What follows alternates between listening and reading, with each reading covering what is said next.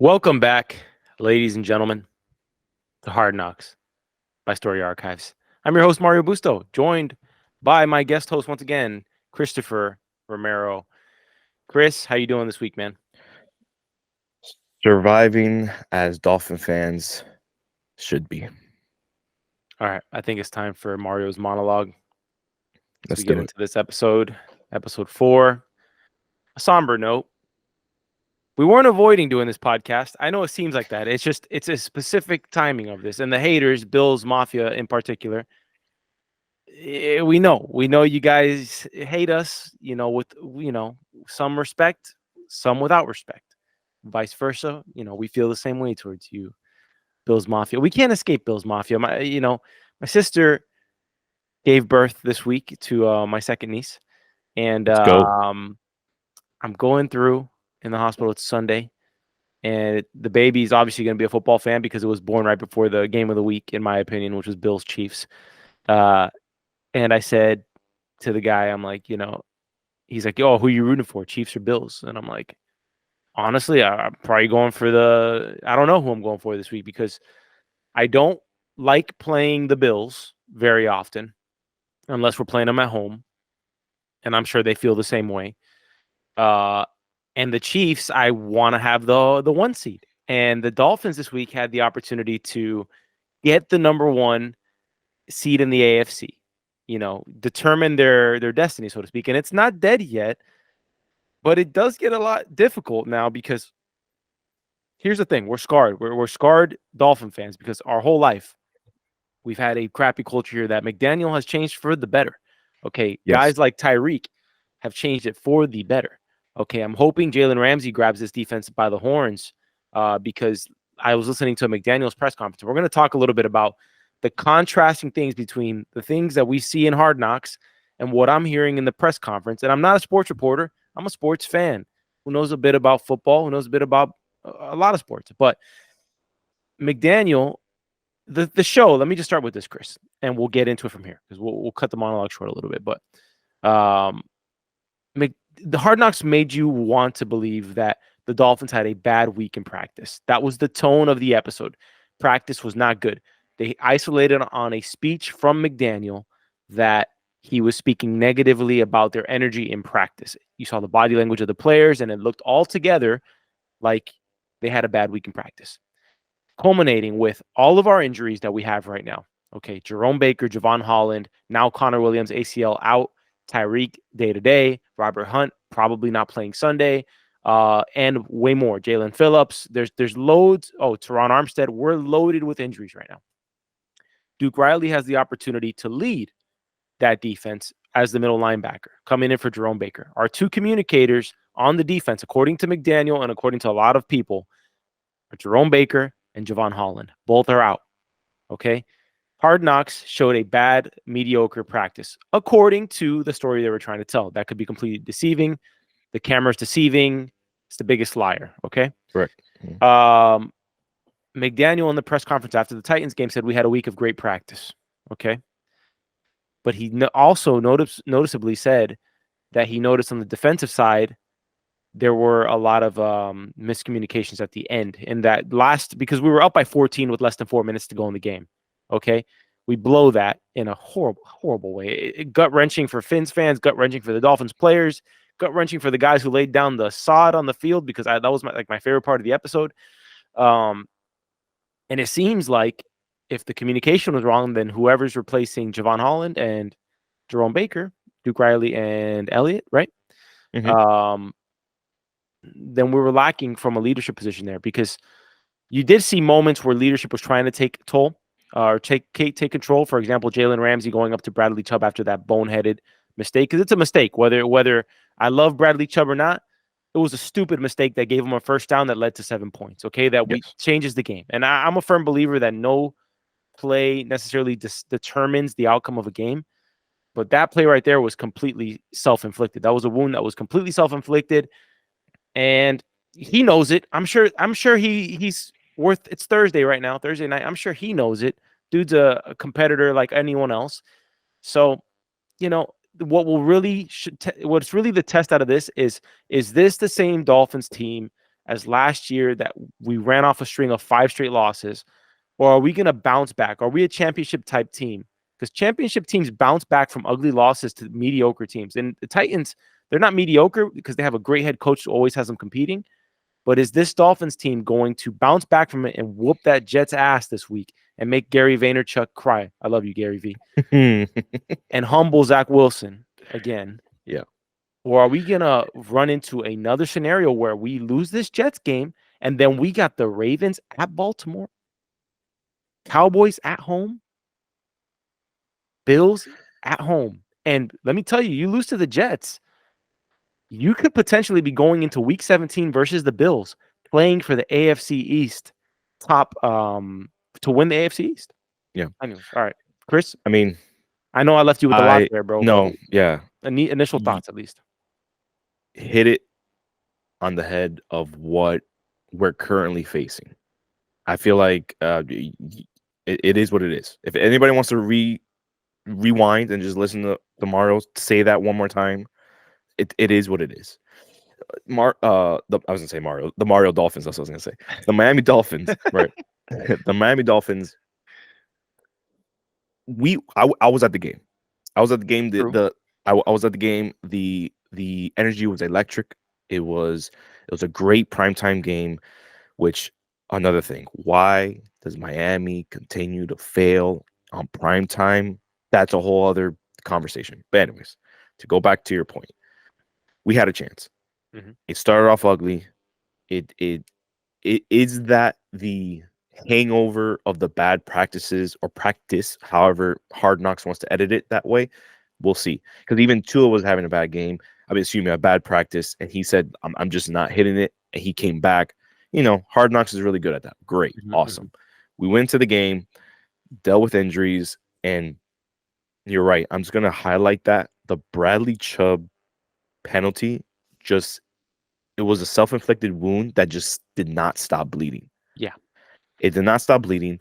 We finished halftime, didn't score an offensive touchdown because our boy Zach Zeeler with the pick six brings it home. Oh, the defense is alive. And it was. It was after there. The fumble by Liam Eichenberg, who came in, who had to shift from right guard to center, I believe, right? Yeah. Right guard to center, and he was decent.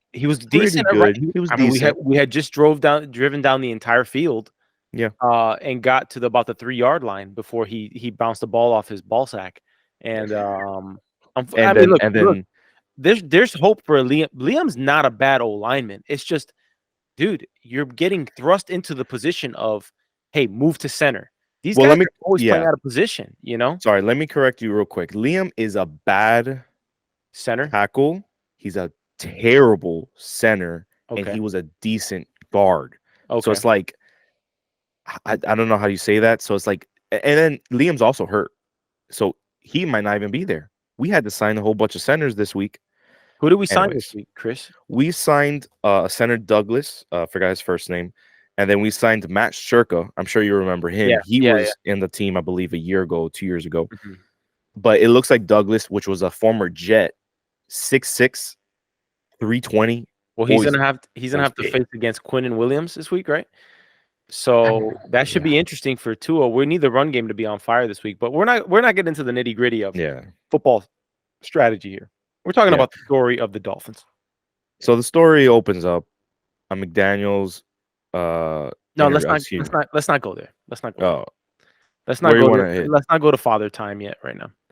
Well, I was going to talk about the speech, but it was Father Time. Yeah, no, I don't want to talk about the Father Time right now.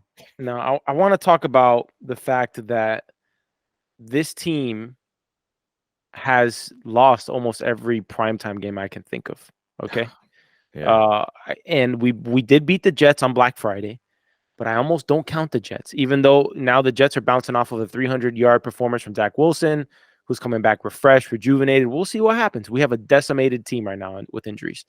Okay, no excuses, though. I don't play that excuse game. You know, if you're a championship team, you win. Next one. Look, KC lost to, who did they lose to? What mediocre team did they lose to? And it's the NFL, any given Sunday, right? So but they have a boneheaded loss, right? The Lions have got their ass whooped by the Seahawks. Okay. every team that's good in the NFL has these games. The Bills, for goodness sake, they got beaten by the Patriots, who put up 6 points the other day, and I mean, had to shut out the other team. They could only score 6 points, or they couldn't score 6 points. No, they lost 6-0. They lost 6-0, which is crazy. Terrible. Um, Terrible. that's my biggest theme right now. Is I want to see this team. Like, I'll be so impressed because look, man, it's the NFL. This league is driven towards parity. Everybody's really good. Will Levis, he's good. Okay, he is not a bad quarterback, and I was saying that the whole game. He's tough. He's Derrick Henry looked slow as heck in this game. He could not get to the line of scrimmage. He doesn't look right. Well, you also got to credit the #1 run stopping linebacker in David Long, who went against his old team in Tennessee. Great. So he was phenomenal. D-line performed very well, but they had their tongues out because the offense couldn't stay on the field, and that's the other theme I want to talk about. Is this offense stagnated when Hill went out of the game, and I never thought I would have seen that. I mean, by the way, the Titans had a hell of a game plan. Mike Vrabel is like the last fruit-bearing branch on the dying, withered Bill Belichick coaching tree. Yeah, okay, because Mike Vrabel's a hell of a coach. Okay, yeah. And by the way, the freaking balls to go for the 2-point conversion at the end there. He knew what he was doing. I mean, their team is 4-8, so they were like, "What are we gonna do? What do we got to lose? Play for OT in Miami? Let's go for the 2." Let me tell you, interesting enough, we have Jim Nantz and we have Tony Romo calling our game this week at 1 p.m. Unless they change that again. And you know, Tony Romo can't stand at least it feels like Tony Romo doesn't like us very much for some reason. We also just loves the Bills. So yeah, he loves the Bills. That's an actual ongoing joke among Dolphins fans is how much he loves Josh Allen. Josh Allen could, throw 3 picks and he'd be like, "Look at the spiral going directly into the DB's hand." You just sling that thing, Jim. Tyreek, dirty tackle, hip drop, horse collar. Okay, guy lands on his ankle. Okay, we'll see how Tyreek's doing. I think he's fine. I think they were just playing it safe. They thought, hey, we at least have a team that could take out the Titans without Tyreek, but the offense just sputtered,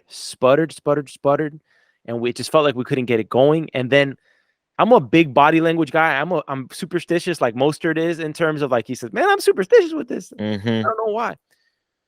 Bradley Chubb, when he did that, when he threw his helmet down, something shifted. Something just shifted. It wasn't a good look for our team. He never does anything like that. He's never done anything like that before. But something just shifted. It was such a bad look. Similar to like Mahomes, who never has an unsportsmanlike moment. He was acting out of pocket on Sunday after that call of offsides on Tony. Okay. And he took it back. And look, I want to see a bounce back. That's all I want to see. And closing thoughts from you, Chris, and then we'll get into what happened in the episode. Yeah, we need a bounce back. We need a bounce back. Like you said, bro, we're playing with one leg and one arm, but no excuses. You got to play. It's a next man up mentality. McDaniel needs to come with a plan, but a plan that doesn't surround Tyreek as I felt it did on Monday night. Because as soon as he leaves, we know Tyreek's the MVP. We get it. He is the MVP right now when it comes to everything surrounds him and he makes everybody better. But man, last year you had Waddle and Waddle was going off. The year before that, he was going off. He was Tua's #1 at one point, and now he's like an afterthought. So McDaniel needs to come strong with his game plan. It does feel like that, but that also could be. We don't know what the plays are being called, so we could be. I mean, you could be speaking out of your butt because we don't know if the play is called for a certain guy, and Tyreek is just killing it this year, and maybe he's just always open. This is true. Maybe he's just always open, and Tua's like, at the end of the day, it's about winning. It's not about making sure Waddle has 7 catches and Reek has 8 catches. It's not about that necessarily. Let me also just drop this real quick before we move on. Also, with the play calling, because I go back to that. Why, if we're 3rd and goal, 5 yards to go, running the ball. Why are you not running the ball? Yeah, I agree. Mostert was the best player Monday night, bro. Yes, he was. 100%. He's having the greatest year of his career at 31. Yeah. Run the ball. Yeah, I agree. Please. I agree. Anyways. And he was the focus, and we'll get into the episode now because he was the focus, but very much I think it's like you said, Chris. Mostert's having an incredible year, probably the best year of his career. We didn't isolate too much on him in the episode, but we do open up with him on the beach, which I want to know which specific beach that was because it was It beautiful. looked beautiful, right? It didn't even look like Florida at one point. I'm assuming somewhere in Fort Lauderdale, but I would have to. I'm just guessing, or it's Hollywood somewhere, but I'm not sure. You had a lot of that. We got a team full of good dudes at the end of the day. You got Mostert, good family guy. McDaniel with just the cutest little moment with his daughter, who, I mean, you can't plan those Adorable. things on camera. The way she reacted, and that was fantastic. Seeing the relationship between him and his wife, and how she kind of keeps that balance, because being a head coach in the NFL, there's only 30 of you, right? Hmm. It's like F1. There's only 30 people in the world who have that job, and there are a lot more who want that job. They're gunning for you, okay? One of them being someone like Vic Fangio, ex-head coach, right? Hmm. Everybody wants to be the head coach in the day. Anybody with any aspirations in some sense. So, it's tough leading a group of 52 millionaires in a room pretty much Yeah, to give it their all, every single week. But this group does feel special. I will stand by that. We made some bold claims last episode, Chris. yeah, we did, and I feel like we kind of want to say the term in old Dolphin fashion. Yeah. This is happening, but i- if we're different, how about I just say that because I'm not going to make a Yeah, bold claim for yeah, next. no. If we're different, we bounce back, and then we enter the remaining schedule, which you already named. It is the hardest schedule in the whole NFL. We'll see what we're really made of. But Doesn't Baltimore have, and I don't know if you can quickly do this while I talk about the next portion. Doesn't Baltimore have one of the easiest strength of schedules, and we have like one of the hardest strength of schedules this year? If we I'll can bring it up. look up strength of schedule 2023 NFL. I believe Baltimore is like one of the easier schedules, and we have like a top 7 hardest schedule in the NFL. Um, Remaining because obviously we already passed it. So um they are ranked here number one. Easiest Oh, that's interesting because this is saying number one easiest, but let me see AFC right here. Oh, they're actually tied with us. with us at hardest. Oh, good. All right, good. That's Because interesting. I don't know much about how the Ravens are playing, but because I haven't Kansas watched the City game. has the easiest. Kansas City has the They easiest. just blew it against the Bills. So, anyways, all Yeah, right. How about interesting. that segment about the sod and the groundskeepers? I love that bit, and I love the fact that we grow the same grass as the one that's grown in Alabama, which means it's Amazing. winning grass. And I love the fact that they got that segment about Tua and seeing just how many lives these guys impact, because these football teams are like Fortune 500 companies, man. I mean, they Hmm. impact so much of the economy. They impact so many employees. And the fact that Tua was there in the quarterback room saying, yeah, I think it'd be good for the team to see this, to see, you know, when they suit up, like when the grass that they're standing on is prepared like diligently by a group of hundreds of people who touch this. They need 18. No, what was the number I wrote down? I wrote down, okay, yeah, they need 30 18 wheelers to transport an NFL football field. You know how many Wild. mouths that feeds, how many families that feeds, how many people are employed within the stadium by these guys, and they don't know it, right? Or they Top do. If they notch. do know it, they don't see it every day. But I think that should be brought to their faces. And same with us. I mean, in terms of like we all impact different people, and I thought that was a nice touch, and I like that one of the leaders of our team, is bringing that up as a big deal. And I would love to see something later in this season where the team does go to that facility and sees this. I saw Tua walking barefoot on there. It made me want to walk barefoot on that On grass. I that was like, grass, man, it's like getting groundy. this is probably the best grass you Yeah, ever put your feet on. we But yeah, got it's a beautiful. It was beautiful to see. we got a great feature on Alec Ingold, and I learned a lot about him. I did not know he was adopted. I didn't know he was such an advocate for foster parenting, which was a really touching segment. And it was even more touching to see that he was nominated as our nominee for the Dolphins, a Walter Payton Man of the Year, which is a super honor, right? And the fact that he was nominated by other teammates without him, like, he seems Hmm. like a dude who just does good and is not looking for the credit. And it's so true to the fashion of his role on the team as a fullback. Because isn't that the most fullback thing ever? You do your role, nobody knows your name, and you're the one clearing the holes for Mostert. I mean, Mostert, is probably buying him a nice Christmas present. With Absolutely. you know, Absolutely.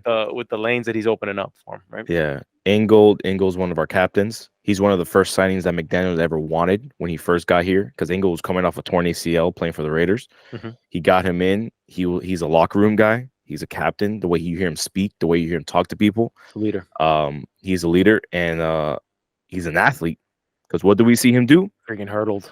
Hurdle, He bro. has some Van Ginkel type moments. We can call him like the Van Ginkel award at this point because it Yeah, that's feels true. like Hard Knocks is serving up a volleyball, right? Mm-hmm. It's just serving one up. And they served one up for Alec Ingold, and they served one up for Mostert, and they served one up for Duke Riley. Duke Riley. And the Yeah. two who cashed in seemed to be Mostert and Ingold. Yeah. Not that Riley did bad necessarily, because the defense played pretty good. It was just our time of possession against the Titans was probably atrocious. Yeah. Especially in the whole last half of the quarter. I don't know what happened in the collapse, but it was great. And then we get the segment of Raheem Mostert. I love these dad segments. As dad watching this, I'm like, it's pretty cool. You see the normality of their lives, but Yeah. Raheem reminds us that he is having his best year. He's having his best year. He's superstitious about it. He has Ingold leading the pack. He has a beautiful family, and he's staying healthy. Which it's he's doing his part, and it's great to see that too. You know, I wasn't looking forward necessarily to watching this Hard Knocks episode this week because of how gut wrenching that loss was. Also, I had a film shoot on the following day. I hate when my team loses the day before I have a film shoot and they lost Oh right man, before, and I was like, damn it. She sent me in with good vibes. But I wondered, how was Hard Knocks gonna approach this? Were they gonna go straight for the wound and just stick the knife in and twist it? They didn't really do it. It felt like a soft episode. They kind of took it easy on us. And even the script writing of it was like, it's the NFL. Anything can happen. Good teams lose games like this. Okay.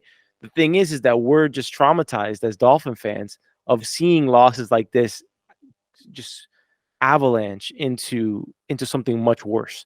So what we'll find out is what Tua's saying and Tyreek saying, word talk is cheap. It'll come to yeah, Sunday. Is this team different? Are you guys going to bounce back? Because if you bounce back, it doesn't matter that we lost to the Titans. We're bouncing back. That game is in the rearview mirror. We're still freaking 10-4, whatever it is. We're 9-4 now, obviously, but you get the point. come Sunday, yeah, It's come about Sunday if we bouncing get back them. and praying for the downfall of the Bills against the Cowboys and of the Ravens, because Bills Mafia, we don't like you. We don't like you. We don't. That's it. I mean, I agree. I We think respect you. We just don't like you. yeah. I think you said earlier. We want to stay away from this last week game with the Bills being so important. We kind of want to walk into Look, there saying, let's not forget, because let's talk our crap too. We beat the Bills at home last year with a concussed Tua. Okay, Tua was concussed true. that whole second half. Okay, yeah, okay, and we almost beat them down in the snow with Tua, and we lost at the end of the game. It was pretty much whoever had the ball at the end of that game. So forget that whole narrative about Tua can't play, because he was playing in a blizzard in that game. Okay, and thirdly, we almost beat you with our third string quarterback. Okay. And we couldn't get a playoff. So at the end of the game. So it is what it is. yeah. And yeah, I agree. I feel like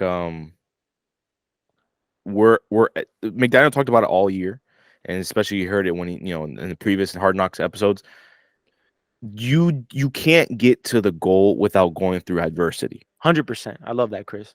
This is your main adversity, I feel like, because this is like, okay, there was a stat that I saw and I said, of course, we're the one to get that stat. 0 and 765 teams that when they're up 2 scores in the last, I think what they said, 3 minutes, you win the game. Yep. Who's the one team that lost it? Well, The freaking Miami Dolphins. So there you are. That's your title. They take away Tua from the MVP candidates. You're no longer MVP, Tua. Don't even talk about Tua. I like anymore. him out of it. I like him out of it. Me too. Yeah. Me too. So you have that. Don't talk about Tyreek's on one ankle. What are you gonna do? Look, man, no good story comes without adversity. Things were going too smoothly. We've played 3 losing record teams, like 3 and 3 the last 3 weeks, pretty much. there is a certain point where when you're whooping that booty, when we're going up to Washington, D.C. and renaming it after Miami, it's Miami, D.C. now because of the amount of fans we had up there. Okay. You tend to, like, I think, take your foot off the pedal. And I think that's why McDaniel's speech in the beginning of the episode, where he says, we got to put this thing into overdrive. Everything we did, we got to put it into overdrive. And his whole tone was almost like somebody who knew these guys, whether it's like when you're playing basketball on the court and you're playing a pickup game and you're destroying the other team. And it's like you're playing to 21 or 15 and you're whooping them 12-0. And then you get a turnover and then another turnover. And now it's 12-7.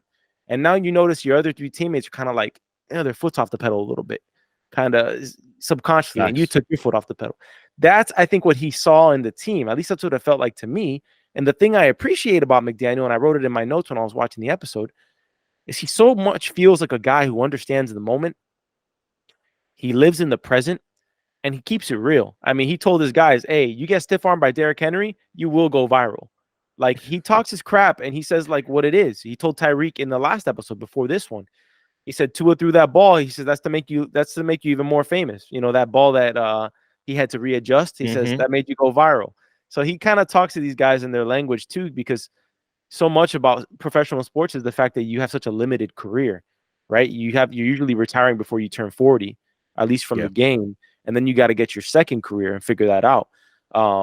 And for guys like Tyreek, they're building their brand off the field, and all those things are just elevate their legacy in a way and their gravitas, right? So, to your point though, Chris, what we were discussing, the adversity of this loss, that's what you need in those to see the medal you got as a team, right? You win or you learn. That's like the saying, right? It's true. If you waste it, then you're not making the most of the opportunity, but you really learn the most when you lose. And I think perhaps we look back on this and it could have been the best thing that ever happened to us was losing that game in the fashion that we did, because it shows that we're not invincible. We do play bad. Okay. We are capable of playing bad. Okay. Because nothing really shined. The Titans gifted us most of those points on Monday night. At least that's what it felt like to me as a viewer. It did. Okay. It did. And it's kind of great to have this wake-up call right before we head into this last home stretch of Jets at home, going to Baltimore, sack up for Baltimore, because that's going to be possibly a season-deciding game right there. And then hopefully putting to rest the Bills' playoff hopes in Week 17, because I'm putting a Cowboys hat on Sunday. I hope Dak goes off on Sunday. I agree. It's also for my fantasy, so I'll take it. You're going to anger the YouTube commenters, Chris. Careful. Oh, my bad. I think so, yeah. I mean, you said one thing, which the foot off the gas, Chubb said it too. He said the exact words. He said, it's like we put our foot off the gas. Oh, no. He put his foot on the gas when he took his helmet off and threw it. Oh, yeah. It was freaking into a wall. That's what he did. But when I watched it live too, I said, get to the sideline. I was screaming at the TV, just get to the sideline, because I knew he was going to throw his helmet to the floor. Even McDaniel lost it. Did you see him lose it for like a quick minute? In Hard Knocks. Yeah, in Hard Knocks. It was like the look of someone who was thinking like, how stupid can you be in this moment to not know the situation? It's not like that play took place in first down. It was like you need to take control of your emotions in that situation, even if you're revving up. And really, he was pissed because he missed a sack. He missed a sack. Your missed sack led to the fact that we got a fourth down because he had to scramble out of the pocket and he got tackled by Ramsey. So get over it, aim lower next time, and call it a day. But it is what it is. But we're gonna call out mistakes. Chubb, you're balling, but that was boneheaded, man. Love you, bro. The defense did what they had to do. Make it up to us against the Jets. Yeah, and then those last 2 minutes. I mean, to even talk about, like, I'm glad Hard Knocks didn't like highlight it, but we saw it. There was so many blown coverages. Cater Kohu, the defense just fell apart. Defense fell apart. Tua gets the ball back. Offense gets the ball back, and doesn't do anything with it. Well, we got to the 50. We ran a play that I didn't like very much, which was that Devin A. Chain going to the right. We threw a half. It was 3rd and 2. I think it was 3rd and 2 or 3rd and 4. And they threw the ball 4 yards behind the line of scrimmage, which reminded me of the Tannehill. I had Tannehill flashbacks of that type of play call. run anything past the line of scrimmage, man. Anything. Waddle can get open for a little 2-yard dink and dunk. I mean, I know it's Even if easier it's said than incomplete. done, but even if it's incomplete, I prefer that than throwing it in the backfield. But And you then know, they thought they what didn't are you know if gonna he do? was out of bounds. They didn't know that he was out of bounds, and like they were like, "Oh," and then you're just moving slow, and I'm just like, "Have you guys not practiced a 2-minute drill?" Like it just felt Yeah. like the time was wasted. I thought the time management was okay. Look, A-Chain has an incredible running instinct when you watch him run. He has this gift of being able to find any gap and make it work. He had an opportunity to either move forward, and I thought he was fast enough to get that first down. He would have Yeah, had to stay in bounds, um, but he ended up not getting the first down and still not getting out of bounds.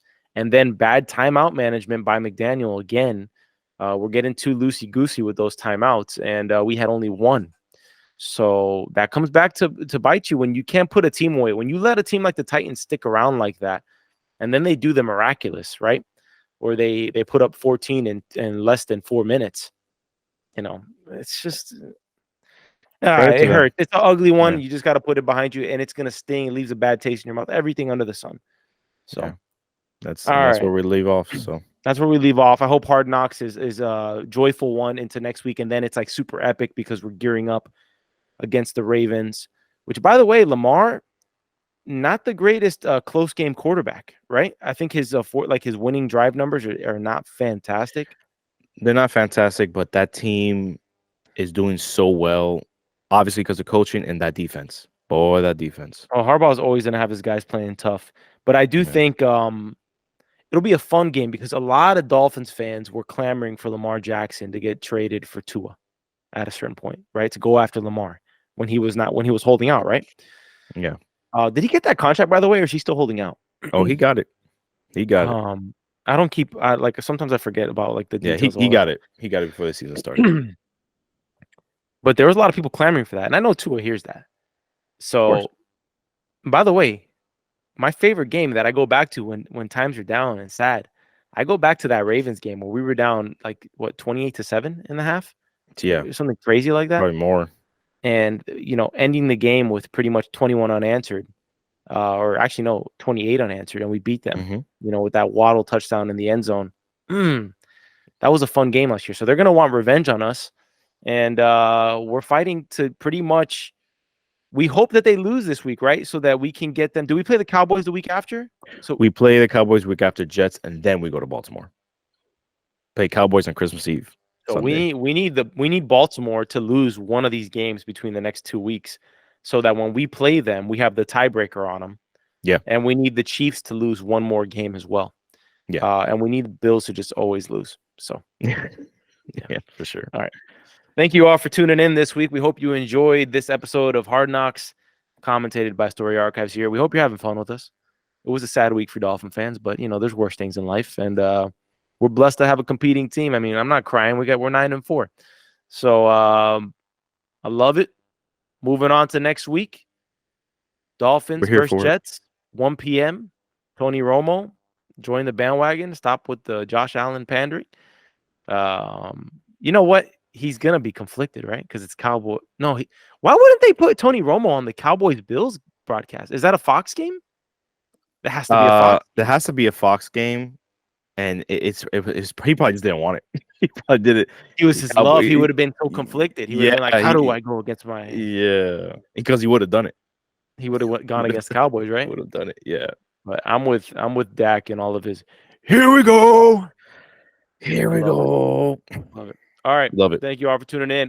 We are covering other shows on the network. If you're not just into sports and you want to hear some TV commentating, I'm doing a show with my co-host Zach Newton. We're covering For All Mankind. We're covering Legacy of Monsters, which is a Godzilla show, and more on Apple TV. It's pretty great. We got some other things planned for the channel.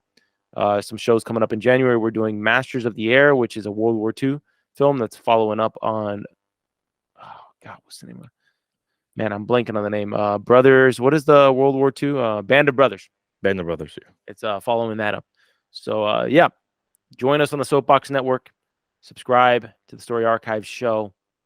And until next week, on a hopefully more optimistic episode, we'll see you next time. Fins up. Fins up. No fins for the win. Oh, you just had to do that. He had to break it. Good night, everybody.